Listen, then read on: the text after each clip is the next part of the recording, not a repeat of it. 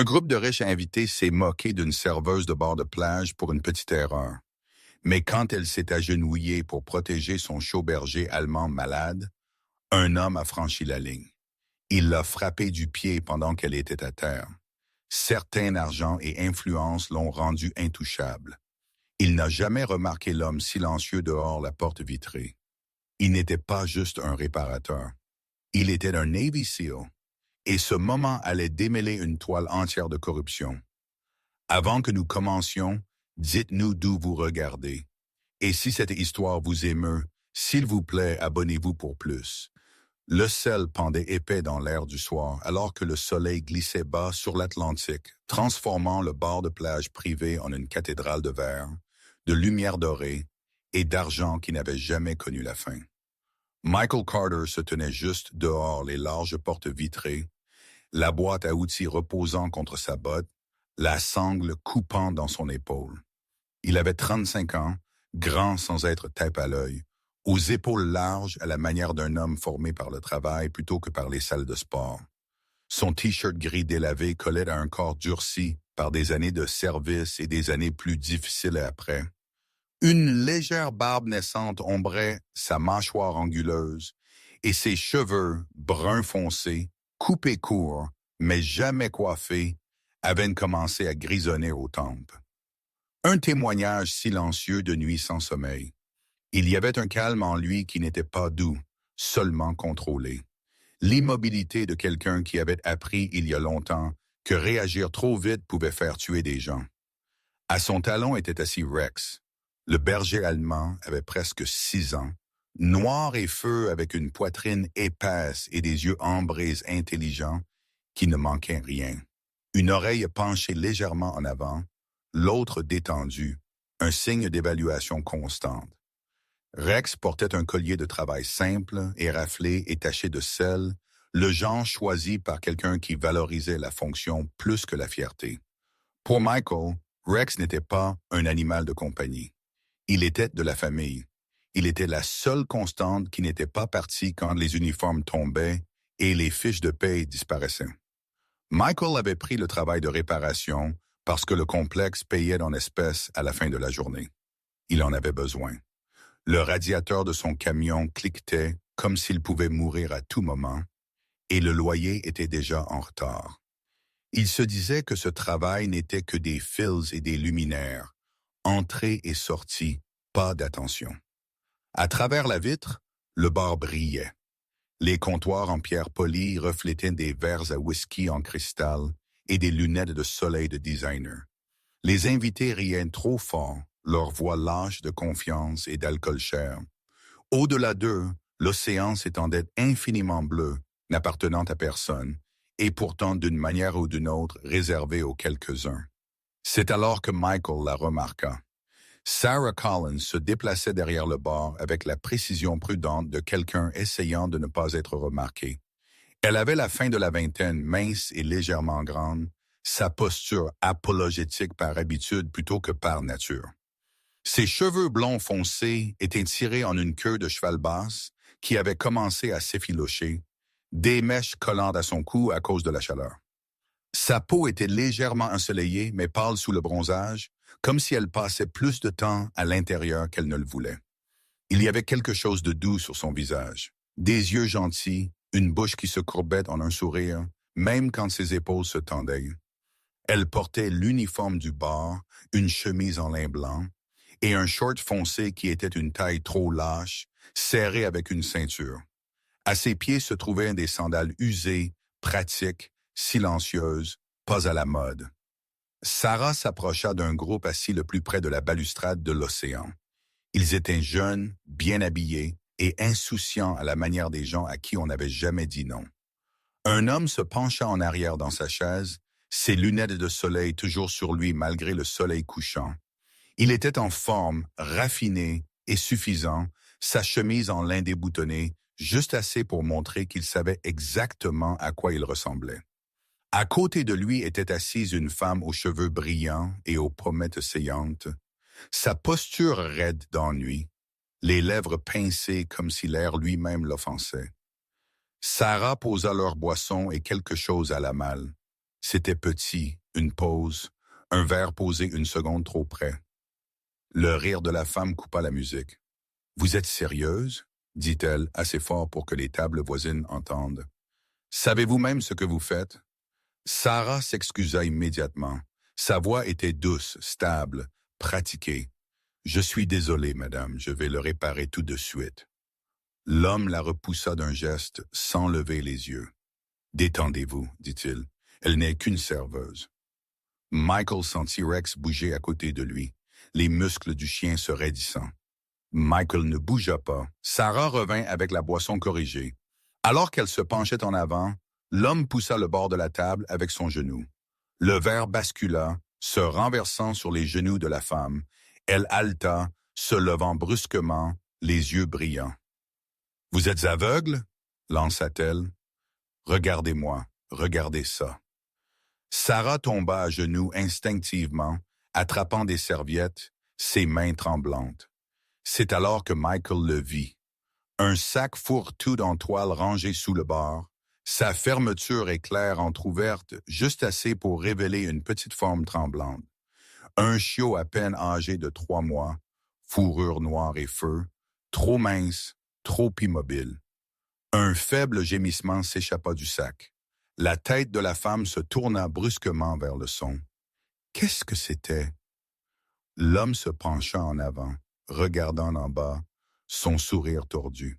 « C'est un chien? » Sarah se figea, son visage vidé de couleur. « S'il vous plaît, dit-elle doucement, il est malade. Il avait besoin de rester avec moi. » La femme se leva, dégoûtée, retroussant sa lèvre. « Vous avez amené un animal ici. C'est sale. » L'homme rit, poussant sa chaise en arrière. Incroyable. Il s'approcha du bord, levant son pied comme pour repousser le sac du pied.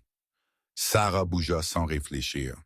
Elle se jeta sur le sac fourre-tout, enroulant son corps autour, un bras protégeant l'ouverture. « S'il vous plaît, dit-elle encore, plus fort maintenant, la panique brisant son calme. Il n'est qu'un bébé. » Le bar sembla retenir son souffle. Dehors, Rex laissa échapper un grognement bas et retenu. La main de Michael se referma autour de la poignée de porte. Il pouvait déjà sentir les conséquences s'aligner dans sa tête. Travail perdu, ennui, attention qu'il ne pouvait pas se permettre. Mais il vit aussi les épaules de Sarah trembler, la manière instinctive dont elle protégeait quelque chose de plus faible qu'elle-même. L'homme retira sa jambe en arrière. La porte vitrée commença à s'ouvrir.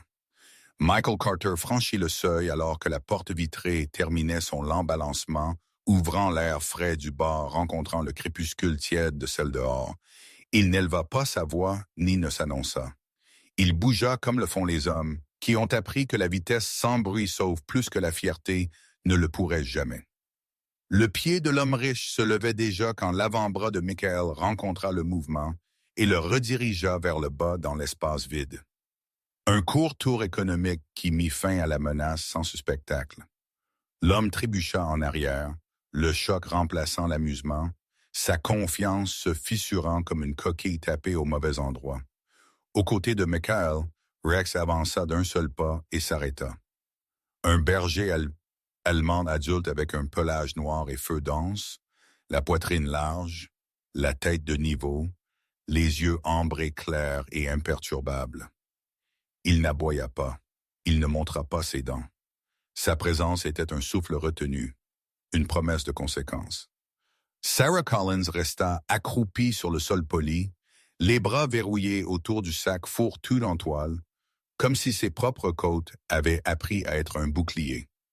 De près, elle était plus mince qu'elle ne le paraissait derrière le bord, mince et légèrement grande, ses épaules tirées en avant par de longues heures d'excuses. Sa peau portait un léger bronzage de plage qui ne pouvait cacher le pore en dessous, des taches de rousseur nette sur son nez. Ses cheveux blonds foncés s'étaient échappés de sa queue de cheval bossonne, des mèches humides collant à son cou. Elle tremblait, mais ses mains étaient instables là où cela comptait. Une paume calée sur l'ouverture de la fermeture éclair.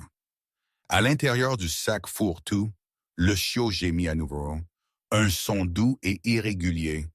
le souffle de quelque chose de trop petit et de trop fatigué pour discuter avec le monde. Le couple riche passa du rire à l'indignation, comme si un interrupteur avait été actionné.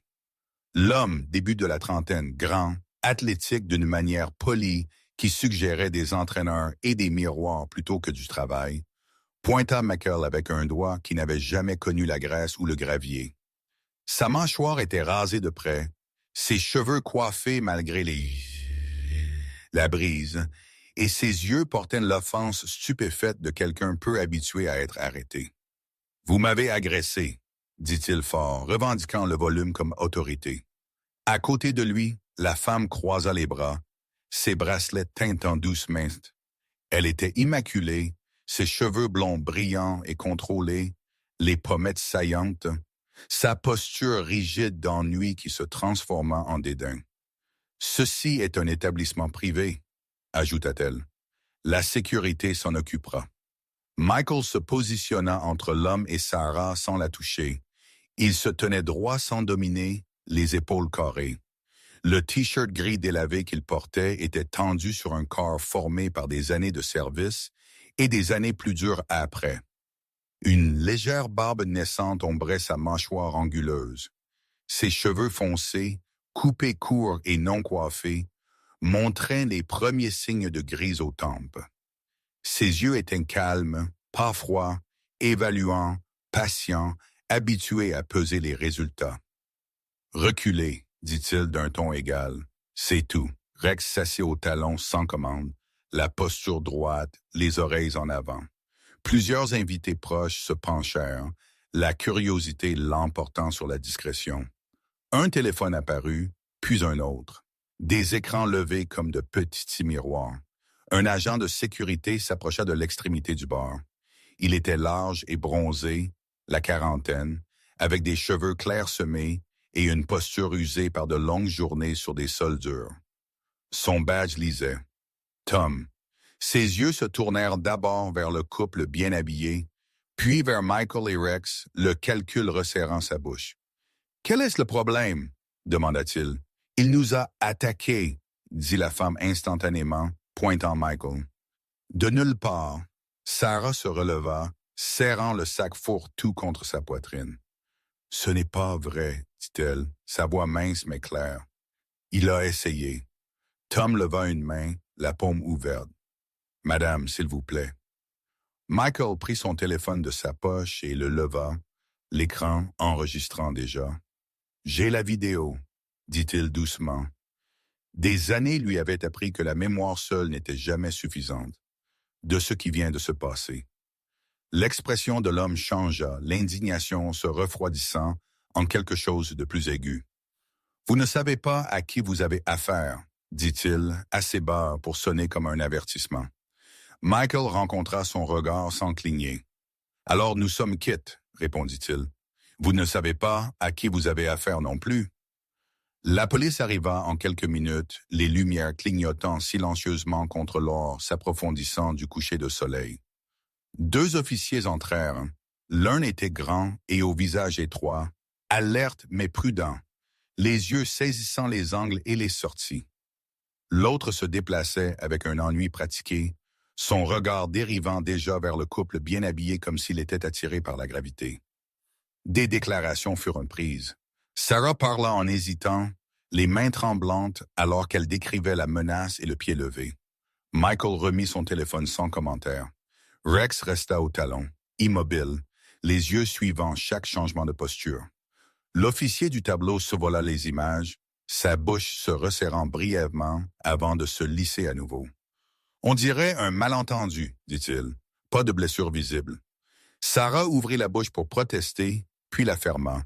Elle connaissait ce regard. Michael le savait aussi. L'officier alerte posa quelques questions, prit des notes et hocha la tête, mais rien dans sa posture ne suggérait d'élan.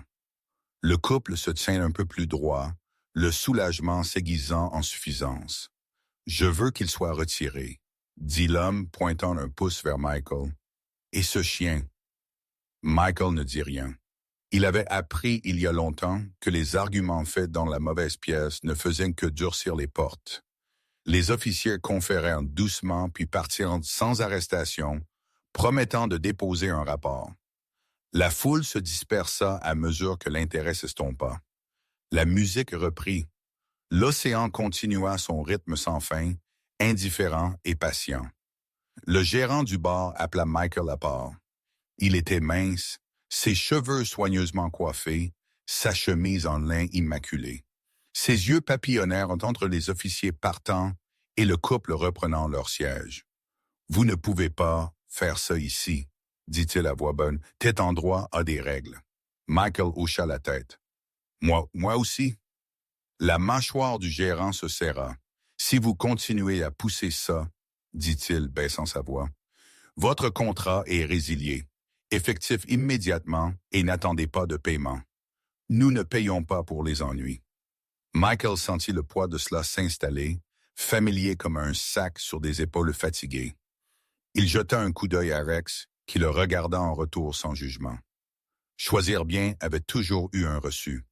Sarah se tenait près de l'entrée de service, le sac fourre-tout blotti contre elle, comme un battement de cœur qu'elle avait peur de perdre. Michael s'approcha lentement. « Je n'avais pas l'intention d'empirer les choses, » dit-il. Elle secoua la tête. « Vous ne l'avez pas fait, » répondit-elle. « C'était déjà mauvais. Vous l'avez juste montré. » Elle hésita, puis ouvrit le sac fourre-tout d'une fraction. À l'intérieur, le chiot berger allemand semblait incroyablement petit, la fourrure terne de maladie, les yeux troubles mais confiants. Il agita faiblement sa queue au son de la respiration de Rex. Rex baissa la tête, renifla doucement et se rassit comme s'il montait la garde. Michael regarda une fois de plus le bar lumineux, puis la femme tenant tout ce qu'elle possédait dans ses bras. Il comprit le coup. Il l'avait toujours fait. Il se détourna avec Rex à ses côtés, l'océan retenant son souffle alors que la nuit s'installait. Le matin arriva avec une luminosité côtière qui semblait presque moqueuse. La lumière du soleil se déversa sur la promenade, et l'eau était plate et bleue, comme si rien de la nuit précédente n'avait eu d'importance. Sarah Collins parcourut le court chemin vers le bar, le sac fourre-tout tenu près de sa poitrine, chaque pas mesuré. Elle était mince et un peu plus grande que la moyenne, ses épaules rentrées comme si elle avait appris à se faire plus petite dans des pièces qui ne la remarquaient jamais.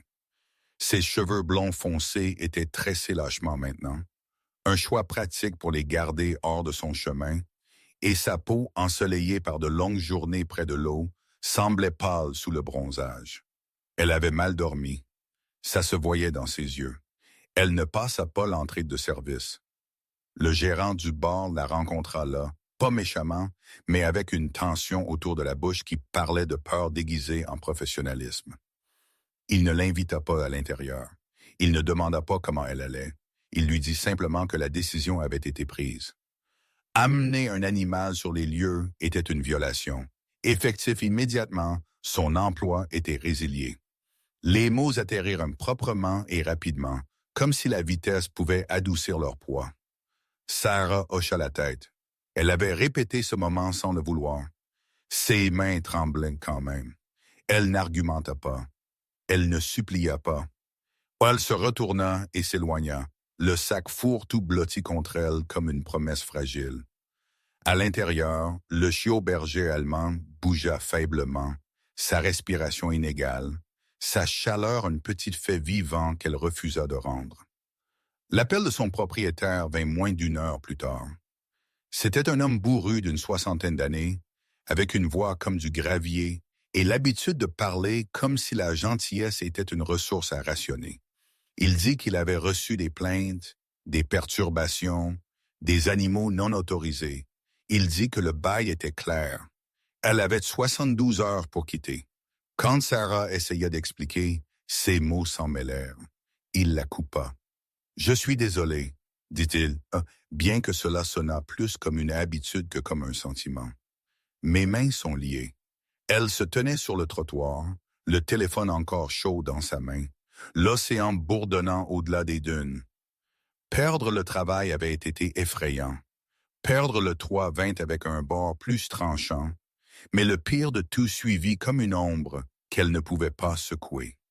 Le propriétaire mentionna presque par hasard que le contrôle des animaux serait informé si l'animal n'était pas retiré. Sarah savait ce que cela signifiait pour un chiot malade étiqueter un problème. À travers la ville, Michael Carter écouta ses propres mauvaises nouvelles dans une pièce qui se sentait plus petite à la minute. Son endroit était une location étroite au-dessus d'un magasin d'appât fermé, le genre de bâtiment qui sentait faiblement le vieux bois et l'huile de moteur peu importe à quelle fréquence vous nettoyez. Le ventilateur de plafond cliquetait, la chaleur persistait, son camion était garé dehors avec son capot levé, le radiateur chuchotant des menaces. Michael s'assit à la petite table, le téléphone pressé contre son oreille, la mâchoire serrée. La voix du gérant au téléphone était ferme maintenant, dépouillée de la prudence polie de la nuit précédente.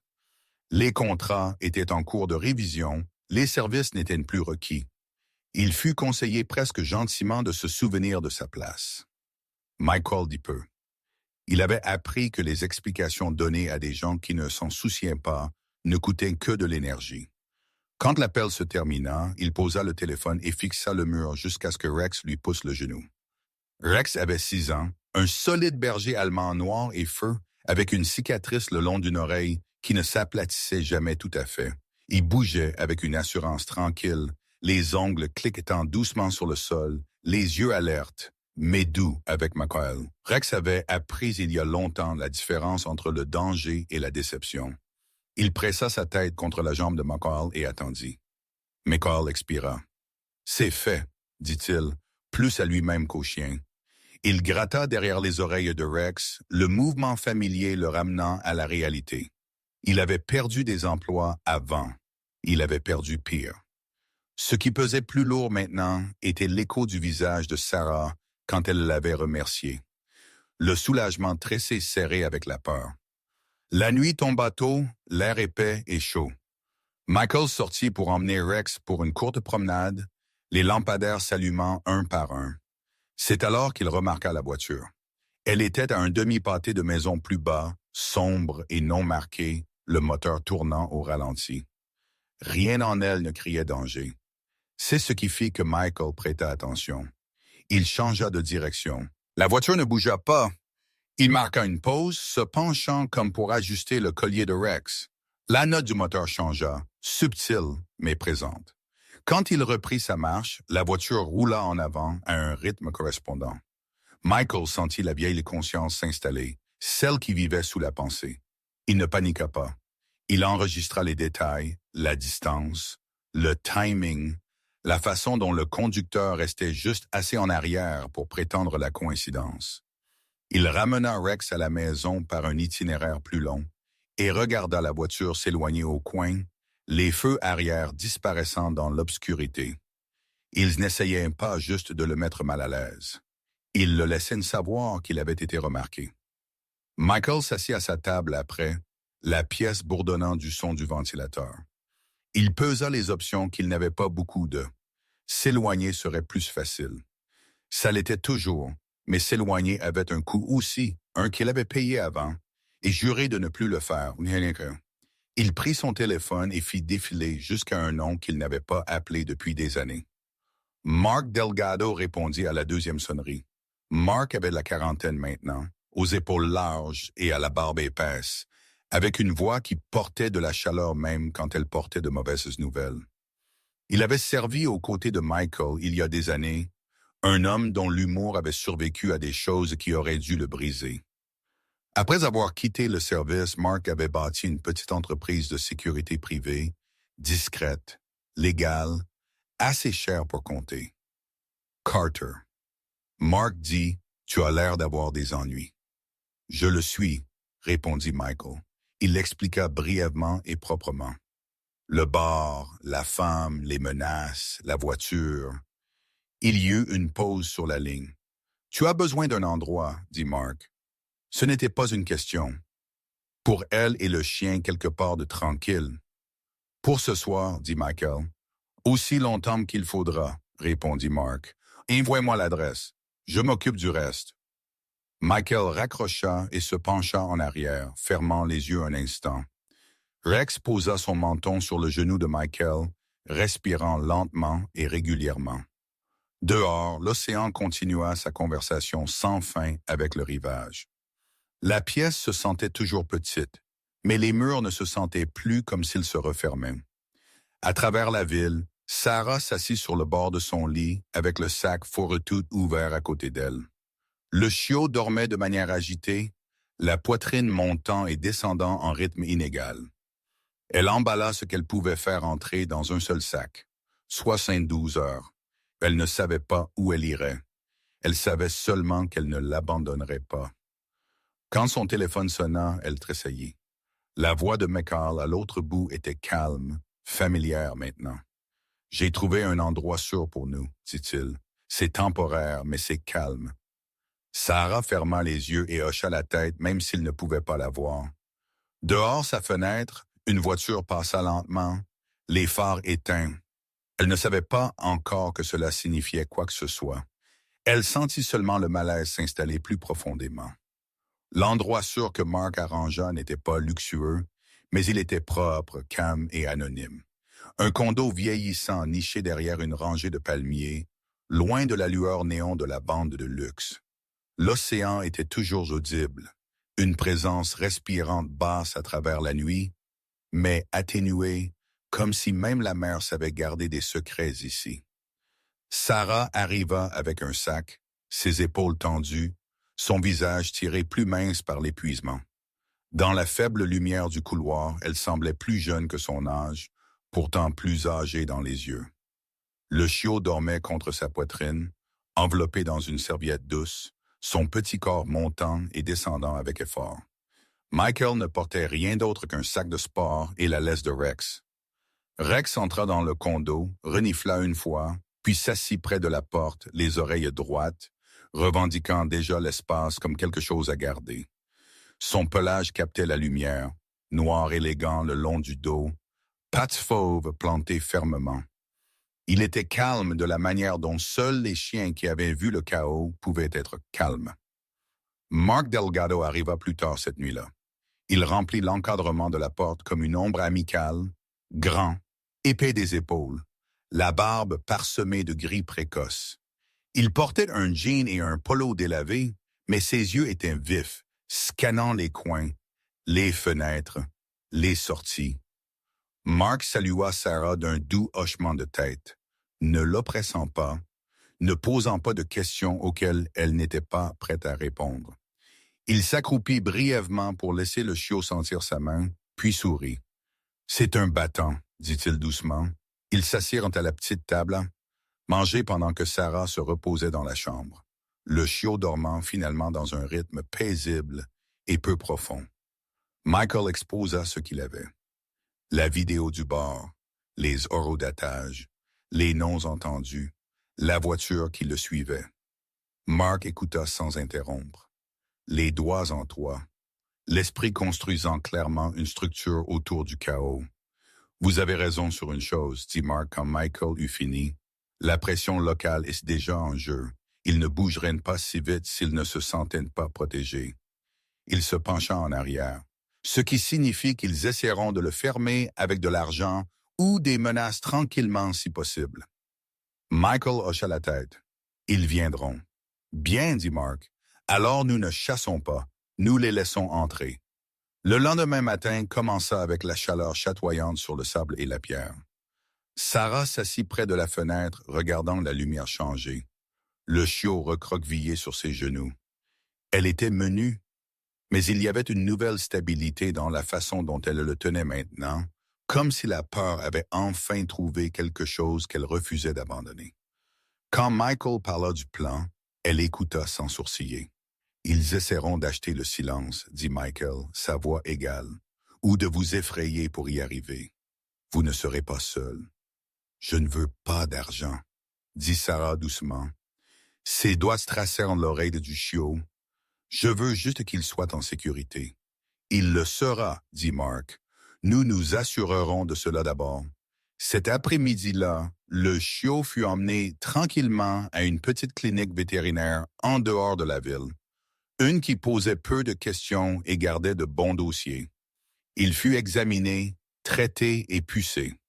La vétérinaire, une femme d'âge moyen aux cheveux argentés tirés en arrière serrés et aux mains qui ne tremblaient jamais, expliqua le plan de soins avec une gentillesse vive. Sarah écouta comme si elle mémorisait des écritures. Quand le chiot remua faiblement la queue pour la première fois depuis des jours, son souffle se coupa. Pendant que Sarah se concentrait sur la guérison, Michael travailla. Il rassembla des images de caméras de la promenade publique près du bord, des horodatage qui s'alignaient avec l'incident. Un agent de sécurité de plage, jeune, mince, aux yeux fatigués, et avec une habitude nerveuse de frotter ses paumes l'une contre l'autre, accepta de parler. Il avait été ordonné de regarder de l'autre côté trop de fois. Son ressentiment avait fermenté. Il fournit des journaux d'accès et des noms, pas des héros, juste des gens qui choisirent finalement de ne pas avaler un mensonge de plus. La dernière pièce vint d'un message qui arriva tard dans la soirée d'un numéro inconnu. Court, poli, intéressé à résoudre le désagrément. Mark le lut une fois et sourit sans humour. Le voilà. La réunion fut fixée pour la nuit suivante dans un salon de plage privé, un de ces endroits cachés derrière des portails et une réputation où le sable était ratissé chaque matin et les erreurs étaient effacées avec des pourboires. Le plan était simple en forme et précis en exécution. Sarah n'y assisterait pas. Elle serait en sécurité, gardée. Michael irait comme lui-même avec Mark à proximité, mais invisible. Rex resterait juste hors de vue, où il pourrait voir et entendre tout. Alors que le crépuscule s'installait, le salon brillait ambre contre la mer s'assombrissant. Les riches arrivèrent comme ils le faisaient toujours, confiants, insouciants, vêtus de lin et de certitude. L'homme qui avait donné un coup de pied au plateau bougea comme quelqu'un habitué aux pièces, se réarrangeant autour de lui. Sa partenaire riait trop fort, son sourire aigu et ennuyé. Ils apportèrent une enveloppe en cuir et l'hypothèse que l'argent terminait les histoires. Michael les rencontra au bord du pont. Il se tenait détendu, les mains visibles, la posture ouverte mais inflexible. Son visage était calme, la barbe soigneusement taillée, les yeux illisibles. Il n'avait pas l'air d'une menace. C'était l'erreur qu'il faisait toujours.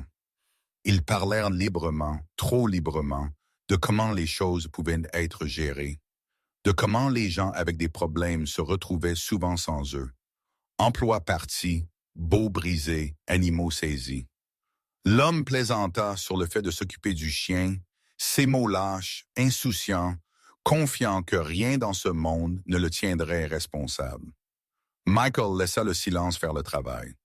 Il posa des questions qui sonnaient comme une clarification. Il les laissa s'expliquer. L'enveloppe glissa sur la table. Des nombres furent nommés, des promesses implicites, des menaces déguisées en faveur. Derrière l'écran en bambou, Mark écouta, enregistrant un audio propre, son visage impassible. Plus loin en arrière, Rex gisait immobile, les yeux fixés sur McCall, les muscles détendus, mais prêts. La mer siffla doucement contre le rivage, un témoin qui avait vu pire.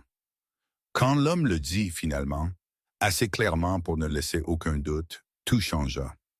Les mots atterrirent lourds, irréversibles. Le rire s'arrêta, des lumières éclatèrent, des voix traversèrent la nuit.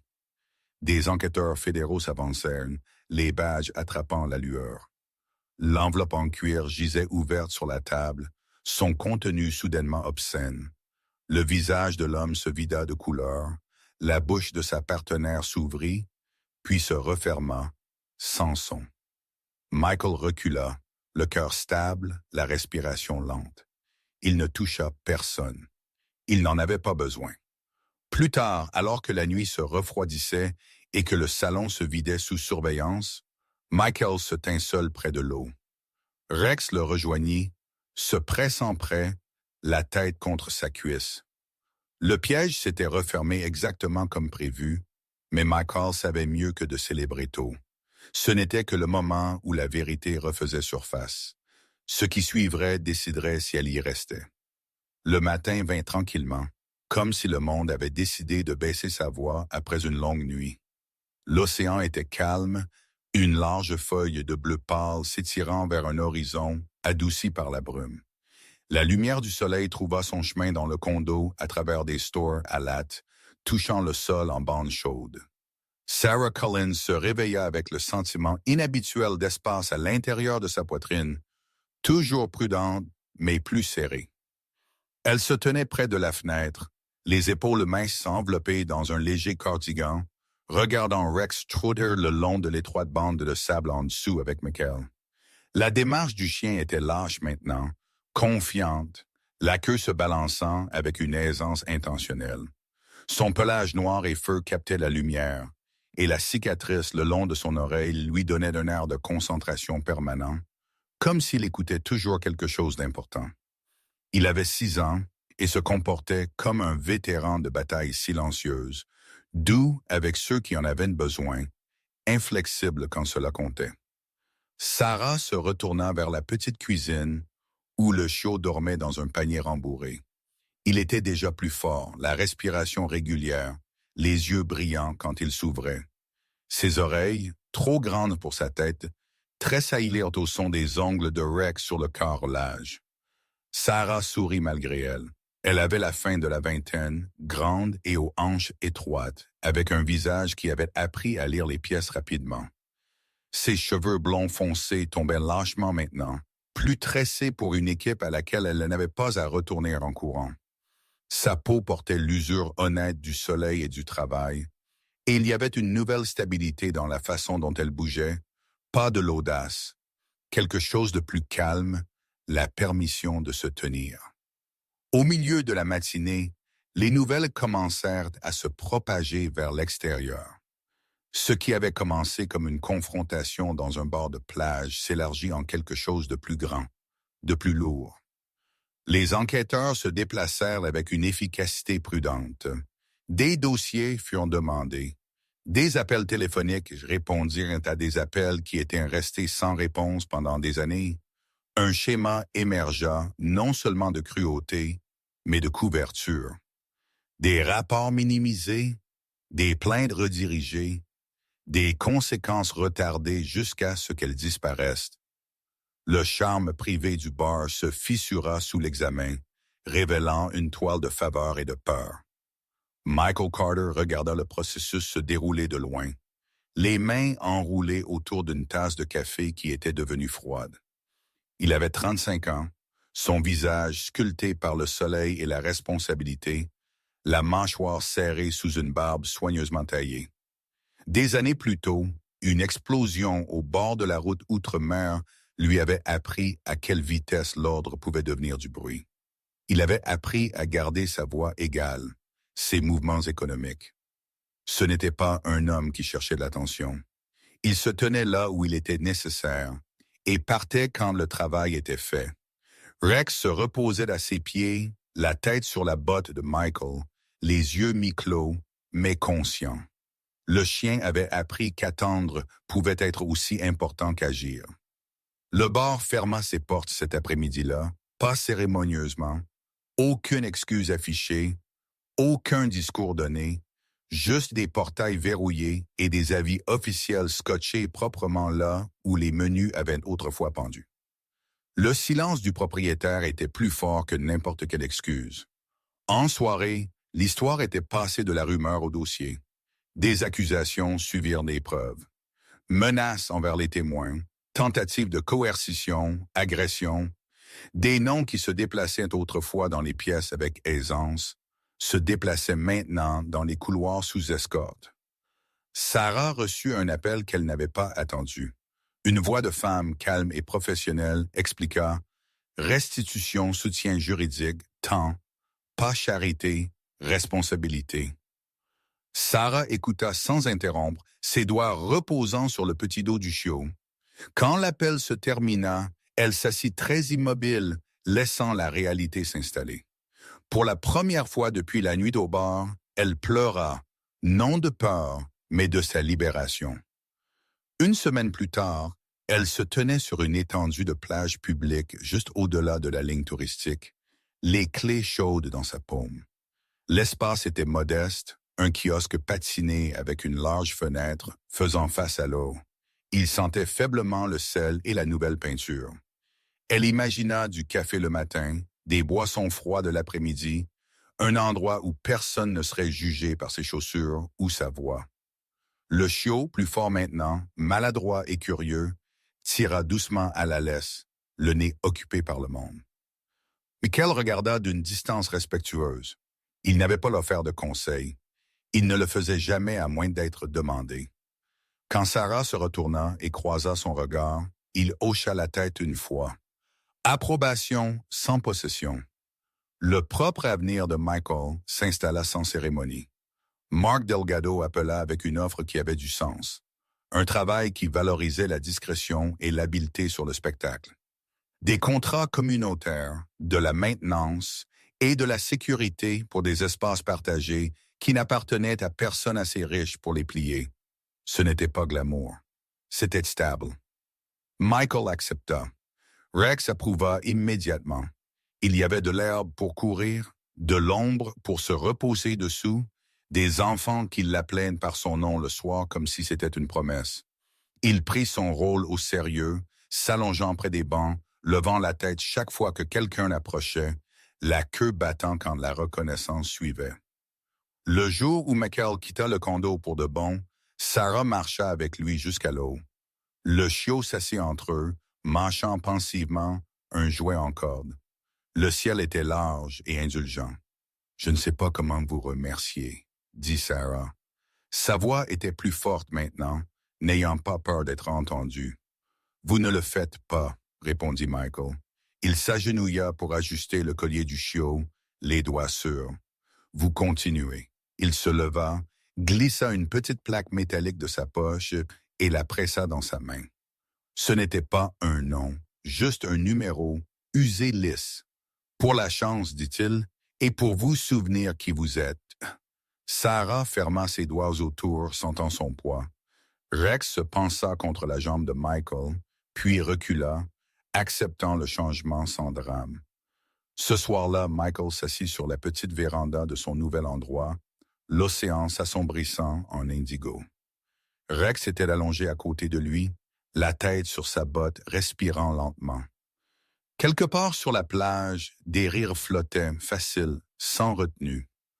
Le bar qui avait autrefois été une scène pour la cruauté était silencieux maintenant, ses lumières sombres. En son absence, quelque chose d'autre avait grandi. Michael regarda l'horizon jusqu'à ce que les premières étoiles apparaissent. Il n'avait pas gagné parce qu'il était plus fort. Il avait gagné parce qu'il refusa de détourner le regard. Rex bougea, un soupir satisfait s'échappant de lui, une douce ponctuation à la fin d'une longue phrase.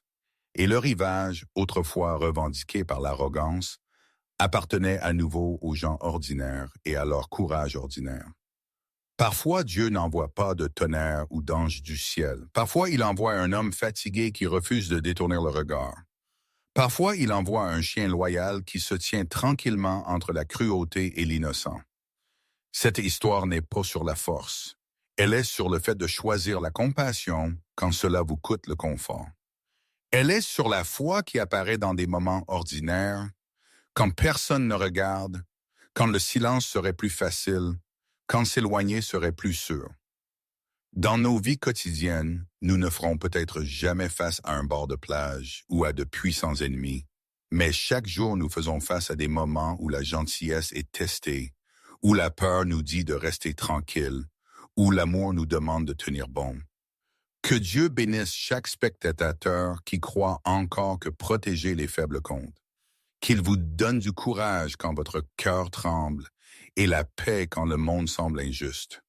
Si cette histoire a touché votre cœur, s'il vous plaît, partagez-la avec quelqu'un qui a besoin d'espoir aujourd'hui.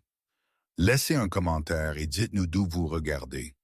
Et n'oubliez pas de vous abonner parce que les histoires de foi, de courage et de miracles silencieux méritent d'être racontées. Que Dieu veille sur vous et ceux que vous aimez.